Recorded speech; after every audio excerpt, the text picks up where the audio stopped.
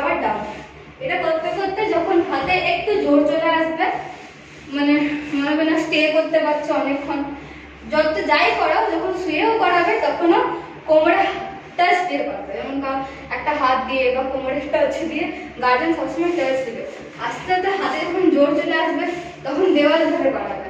এখানে দেওয়ালে হাত দিয়ে এখান থেকে হাত এখান থেকে ডাউন 1 2 3 4 5 6 7 8 আবার আপ 1 2 এটা করতে করতে হবে। এরপরে আমরা শিখবো কিক, সেটা হচ্ছে মাঙ্কি কিক। এখান থেকে এটা এখন কেউ করবে না, আগে সবাই আর্চ করবে, আর্চ শিখবে, আর্চ ভালোভাবে উঠবে, তারপর এখান থেকে কিক এটা। এরপর আরো অনেক কিছু শিখবো। ফার্স্টলি আমি বলে দিচ্ছি, সেটা হচ্ছে আর্চ। আর্চটা সব থেকে বেশি ইম্পর্টেন্ট, আর্চ না হলে কিছু হবে না।